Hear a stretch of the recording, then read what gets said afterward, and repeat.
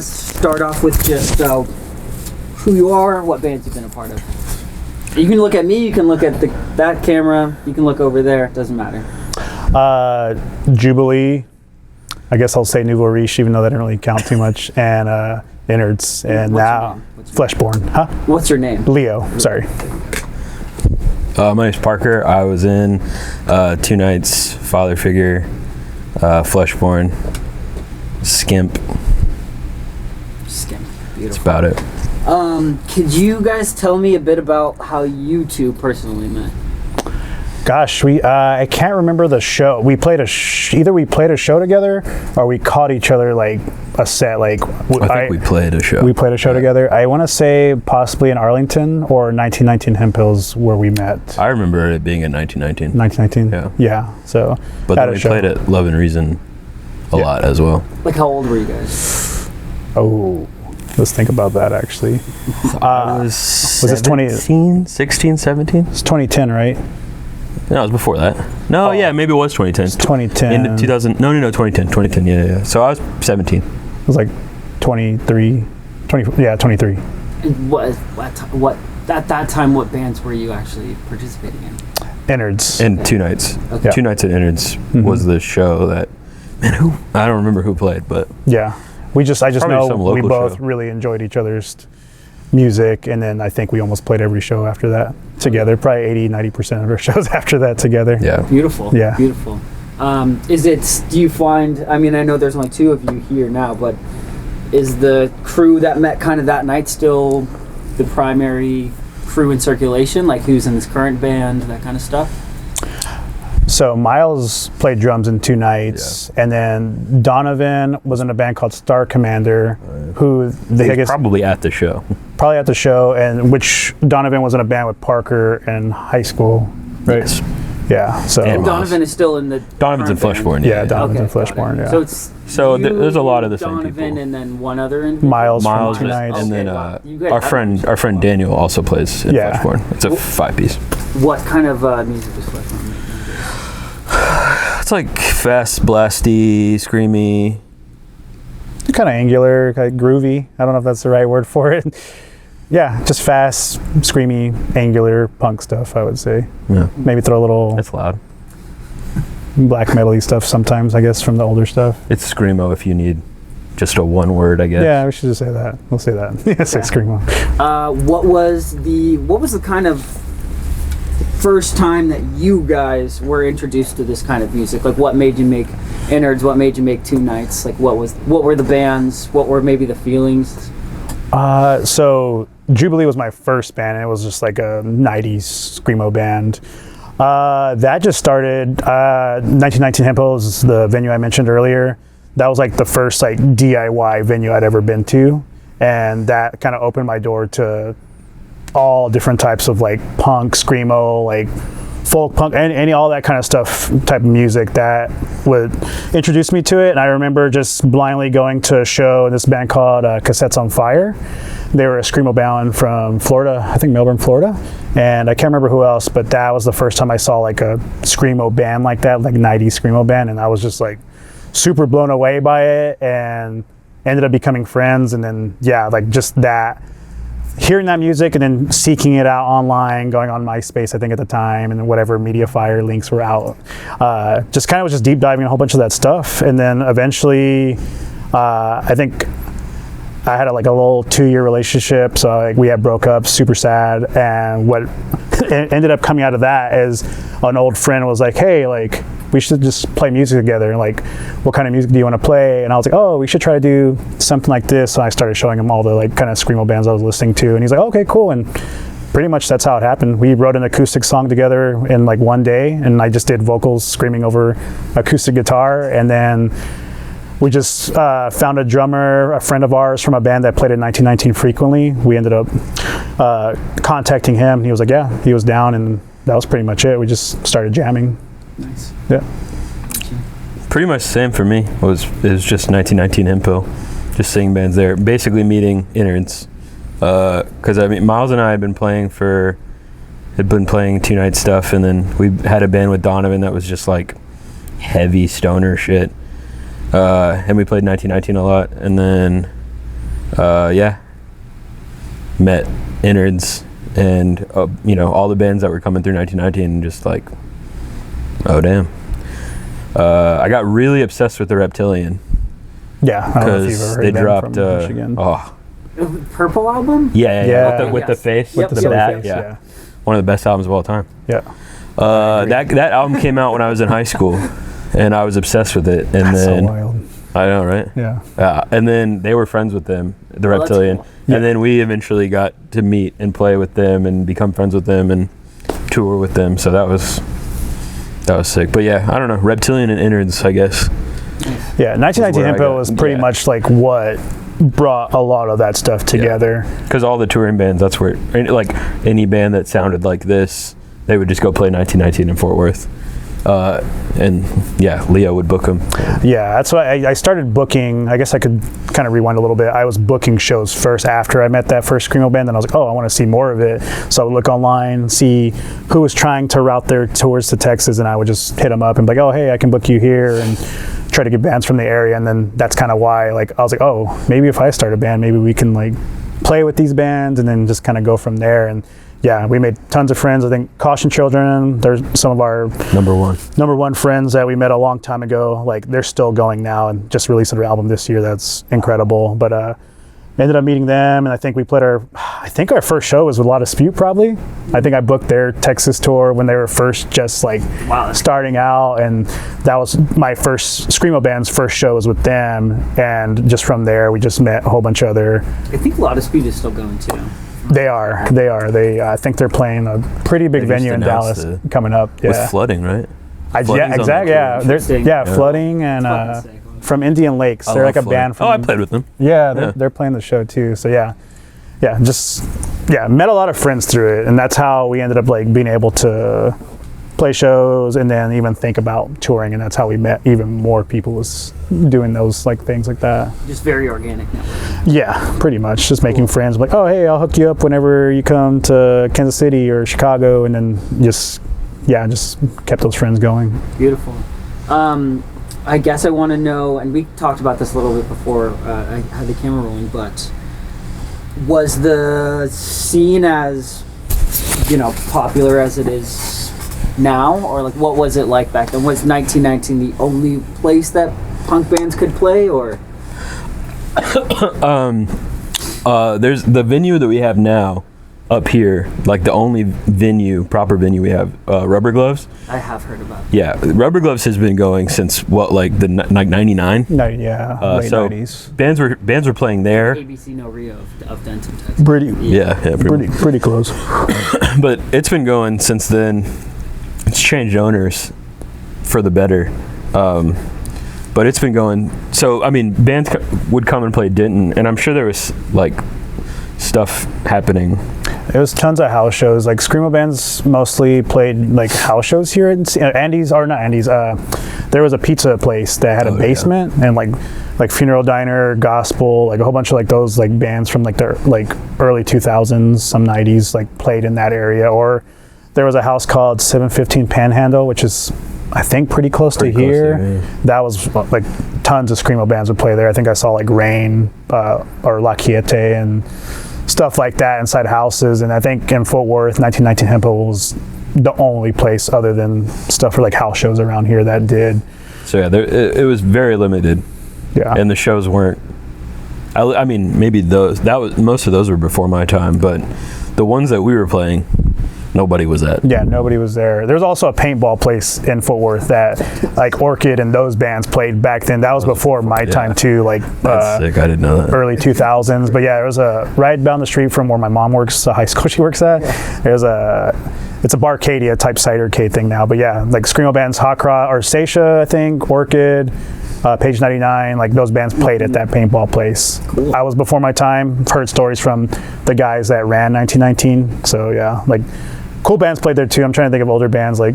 Orchid, Seisha, named some cool ones. Yeah, like a Hot Cross played at 1919. I know that, and like I don't know if you're familiar with like Breather Resist or Horse the Band. It's like all those kind of bands even played at 1919 pretty early on. So that was kind of like it was just hard to get people to come. I don't know if it was because the location, because it was like kind of like in a sketchy area that people were always worried to be outside. I never felt that way, but anytime we would invite friends, like they would go once and they're like, oh, I don't know if I want to go back again, or like, oh, hey, like, let me know when you play like somewhere else or something. So I don't know, it was like a mixture of a whole bunch of different things. Also just being super punk in there, like it was pretty grimy, I guess, for the most part, but like that's what gave it its like, what am I trying to think, like It's style. It's style, it's spark, like yeah. And I loved it. Like first time I walked in there, I was like, I want to be here all the time. Even though it didn't have like AC in the summers or anything like that, I didn't care. I was just like, I want to be there. I want to go see these bands. There wasn't a stage. There was a really shitty PA. Yeah, Rick and Al. It was awesome. They're the two main ones I knew. I know a few. I think Cree and I forgot Ramsey, I think, were the ones that kind of started it. But Al and Rick were the main ones that like really Lacey, Phil, that and like kind of like welcomed, made me feel welcome and like, you know, talk to me and like eventually like help me like learn how to book shows, even though I'm sure sometimes they really hated some of the bands I brought there, but they were always down to, because they would have to take time out of their day, like nighttime of hanging out wherever, to come help run that show. So it was just really cool. They're super sweethearts. Like we still talk to Al pretty frequently. We see them every once in a while. Technically, I think I'm still in a band with them. Yeah. What band is that? This is a power violence band we were doing called Alice and Janney. Cool. But we haven't played in a long time. I sold my drums, so I would have to borrow someone's drums to play. But I mean, you're still. It could happen. It could happen. I mean, you guys seem like you bring back bands. It's TBA. Yeah. Actually, they do have a band. They have a band called TBA. They have a band called TBA. And a band called Special Guest. That's right. I forgot about that too. Cool. Just flyer jokes. Yeah. I guess kind of pivoting from that last question, when you first started, like, you know, I feel like listening to this music is obviously pretty captivating. You immediately start booking shows. Was it like accepted? Like, were you guys the cool kids when you started playing in high school, or was it like, you know? No, this stuff is so much more popular now than it was then. For sure, yeah. It has its, because even before our time, it still was probably even worse, like in popularity. I feel like the popular stuff was like I guess like a lot of spew, even Pianos Become the Teeth. Like I think my first band played with them a few times in 1919. Nobody was there for those, but they ended up blowing up eventually. But I don't know. Yeah, I guess like the Touche Amores, like that kind of stuff was the one that one started getting popular. Also, we played with them there and nobody showed up. So it's just, I don't know, it's hard to gauge. I booked Foxing's first show in Denton at a garage, and there was like 5 people there. This was in like 2000 and, I mean, they had been a band. From Texas? No, they're from St. Louis. It was their first time touring. The first time they played Denton, I booked them at a house. And they were kicked ass, but nobody was there. They're great musicians. It was awesome. Definitely didn't feel like cool kids, but it was really, I thought we were all pretty cool. Yeah, I thought we were cool. I was having a great time. Yeah, I thought we were cool, but I'm sure like other people weren't. Nobody was there. Yeah. When shit started popping off here with all the Young Guns bands playing, like I was taken aback. I was very surprised. Yeah. Granted, it's a little more, I don't know. I mean, like my point of view is like quintessential, like just emo stuff. You know what I mean? Yeah. And they're very popular. A lot of the other stuff that was getting really popular is like really core. You know what I mean? Like metalcore-ish. Like it's a little more that tinged or like influenced from like that stuff, or like really new metal-y, and that kind of stuff is really popular. But even, like, I don't know, it's kind of like through that, it seems like a lot of people are getting really into, like, what's that band that everyone's losing it about right now? First Day Back. That band just straight up sounds like Raina Maria. Oh, I never heard of them. Amazingly so. They're amazing. They're pretty good. Oh, they're so good. Yeah, they're pretty and it's good. sick, but it's like that's getting popular now, which is like if they got signed to Numero too. Like, oh wow! Within the first I didn't know. Unreal. One year. That's crazy. Being out, they're signed to Numero, which that's is sick. Fucking, good for them. Awesome. That's really cool. They're cool. great, but it's sick that's popular because like if they were our age and they I mean, they're very good. So, and they're Grain of salt. right. They're very good. If they had started the same, like back when we were, like if we were all the same age and they started playing that music when there were bands like that. I mean, Football Etc. has been around. Yeah. You know what I mean? Football Etc. sounds like that.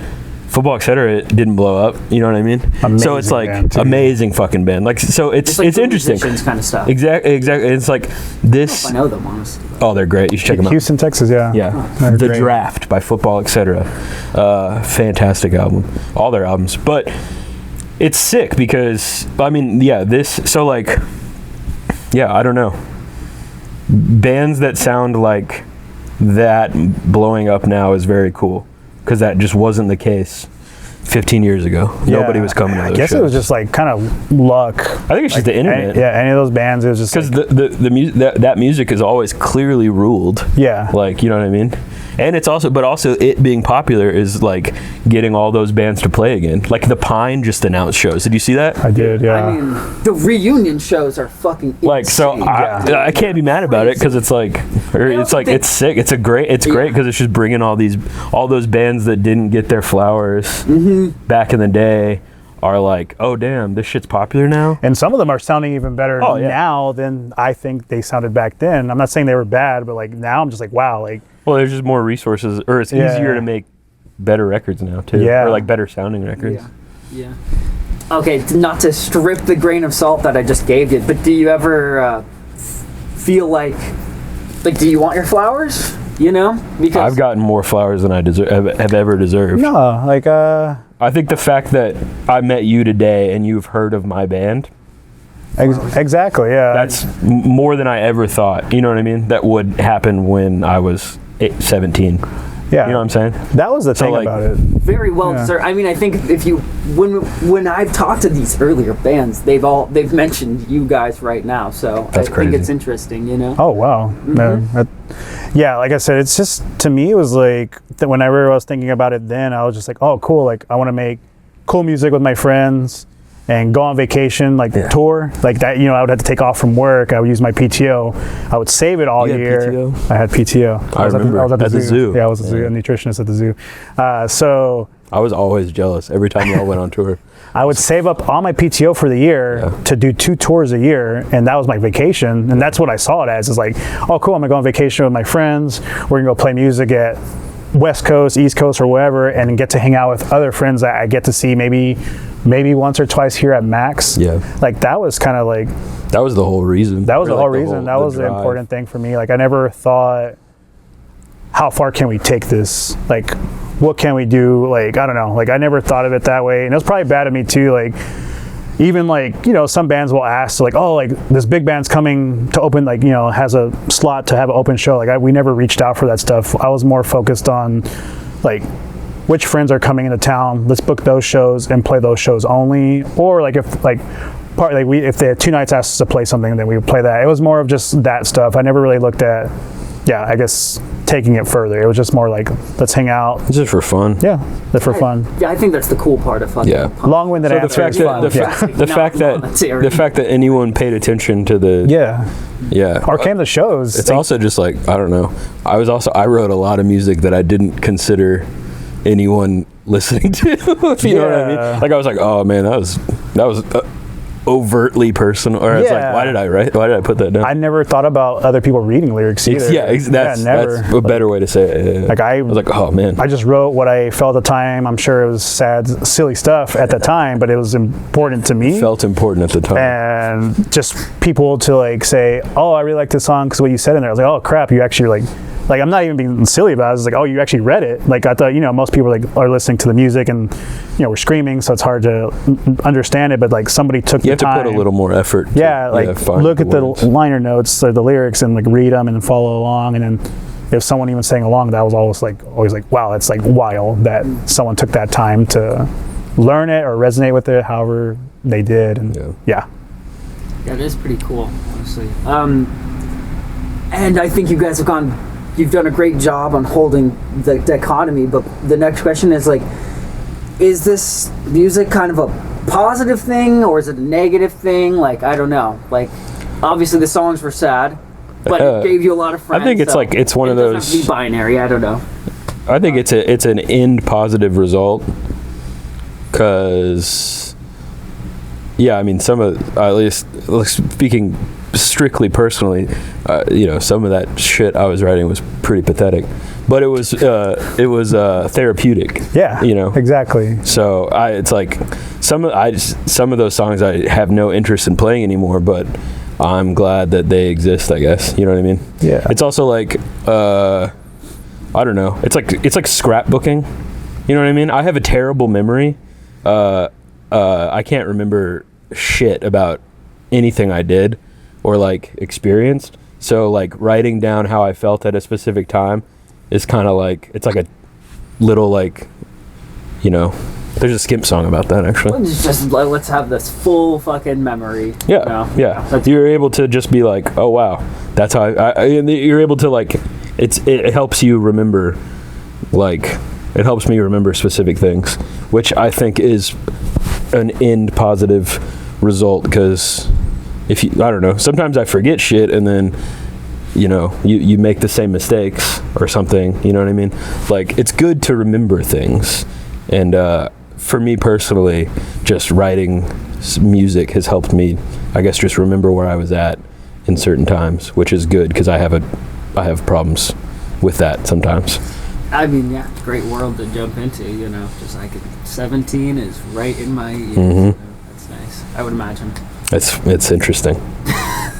Yeah, like I said, I wrote, personal stuff too, and I, lyrically, yeah, it was super serious, something I was dealing with or whatever, but I would name most of the songs really silly stuff. Yeah, that's the most fun. That was like, that was my way of like, oh, it's fun. Like, I'm writing about serious stuff, but I'm gonna name this song Cheeseburger in Heaven or whatever. Wait, it was in Heaven? It was Cheeseburger in Heaven. Oh, right. I don't even know why I named it that, really, at that point. It caught my eye though. It was the first Innards song I think I listened to, honestly. Yeah, I mean, I had people come up to us at shows back then, like, oh, like, you're great, but like, I wish y'all were a little more serious. I was like, I don't want to be that serious. Like, I don't want to be like sad, all of this. Like, we were all super silly people. We just it wouldn't have been genuine. Yeah, if you had named it super serious shit, I would have been like, I know y'all. Yeah, we had our problems, we had our things, everyone does, but this life we live is fucking absurd.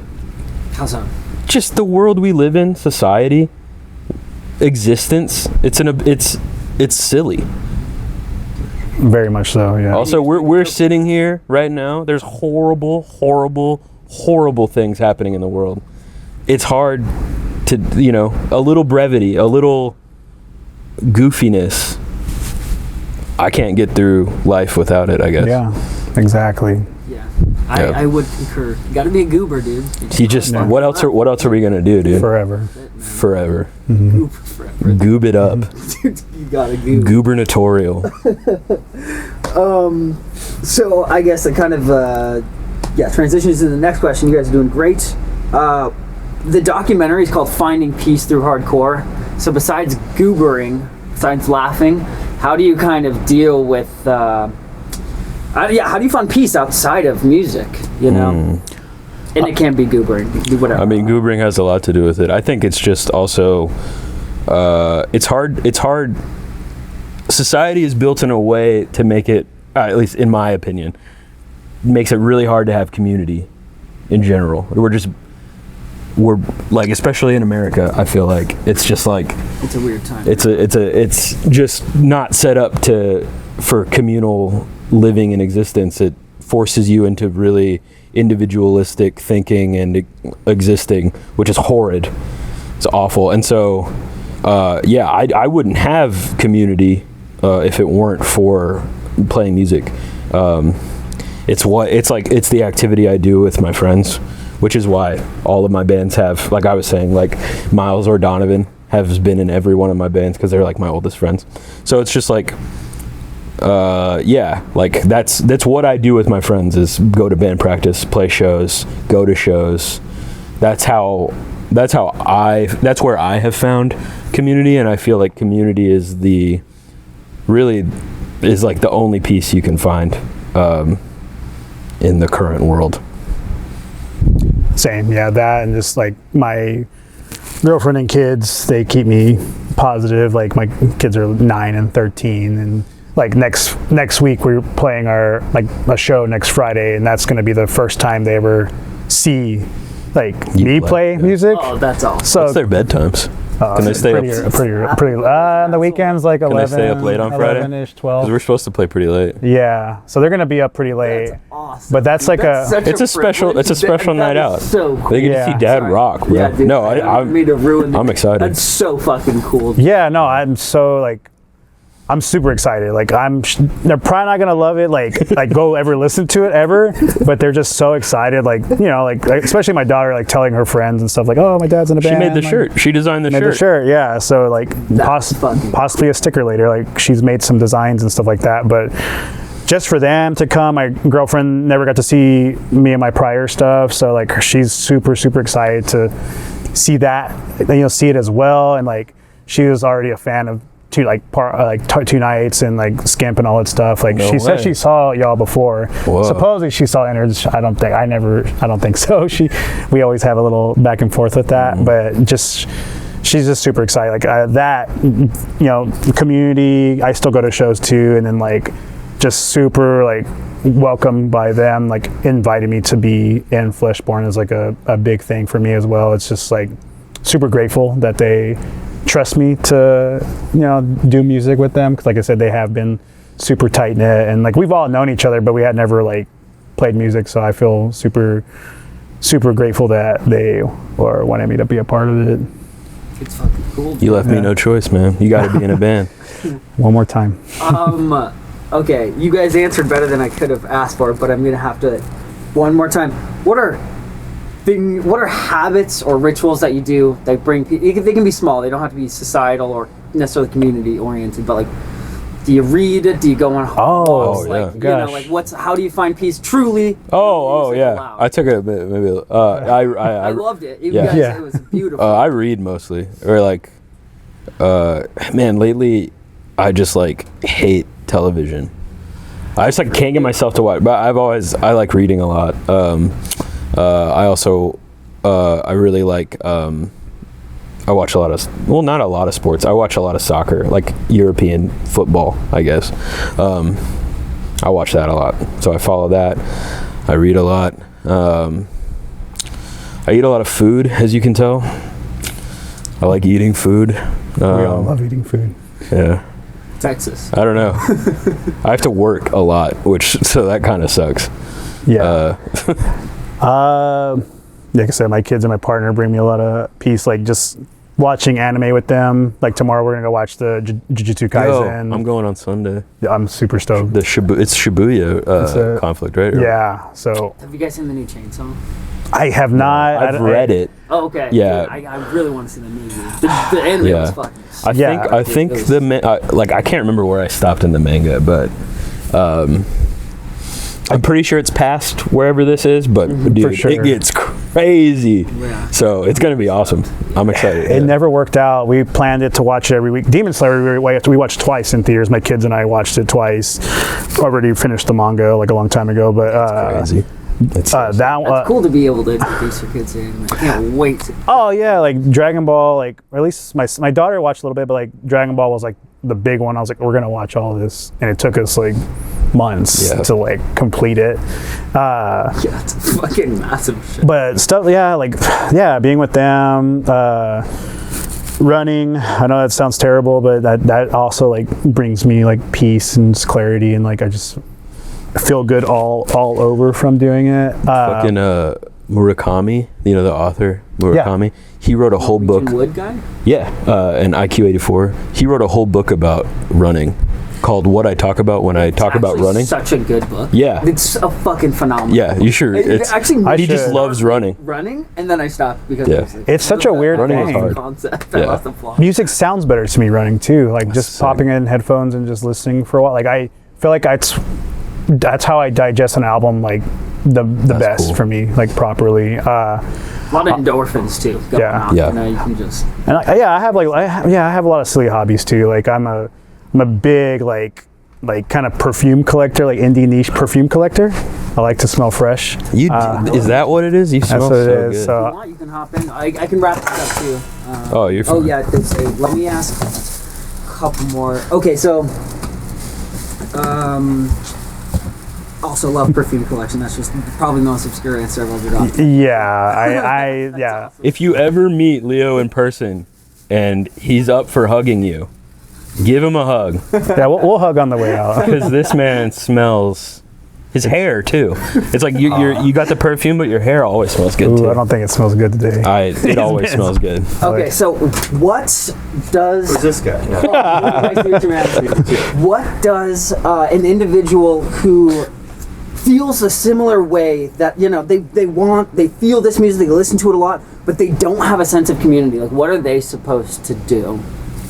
Like you guys, Like they're there's just a luck. You guys came together, you made a bunch of music for decades now, it seems like, or at least 10 years.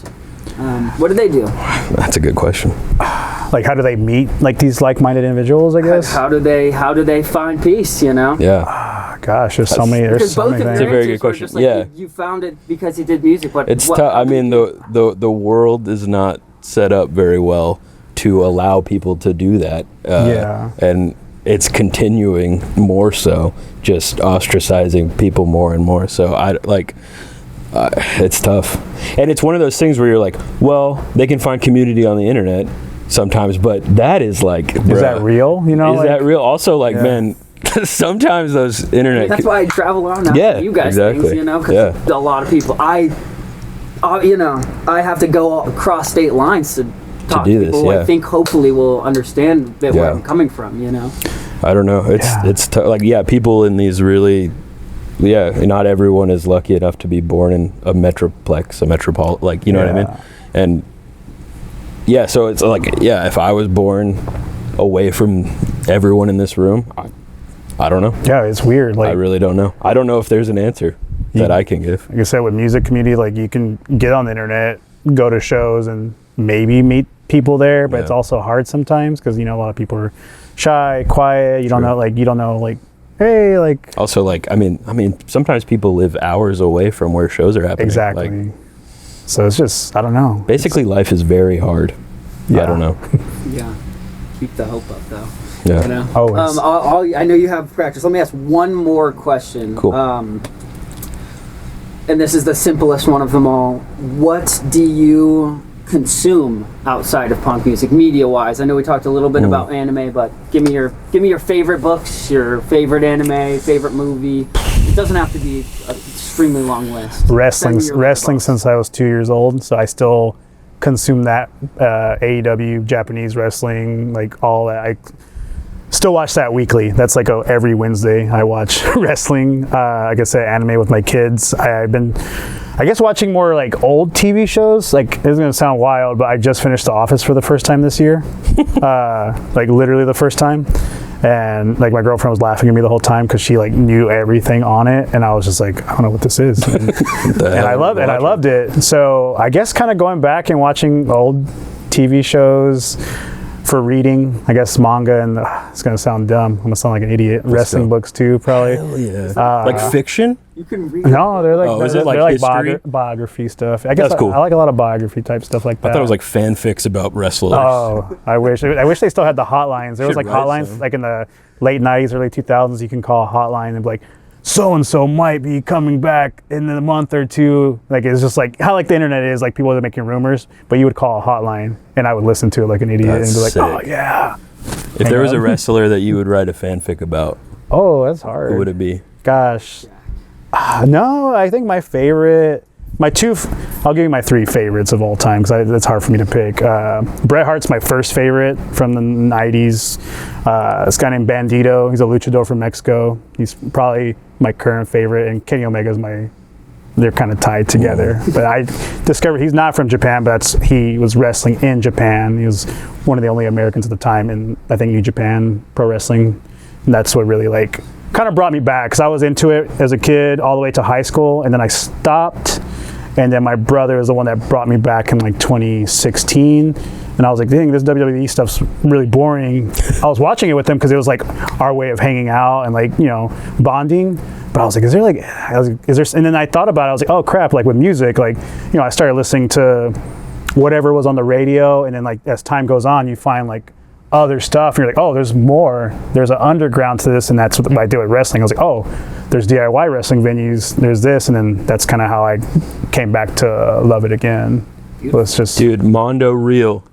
yeah, the Kalamazoo.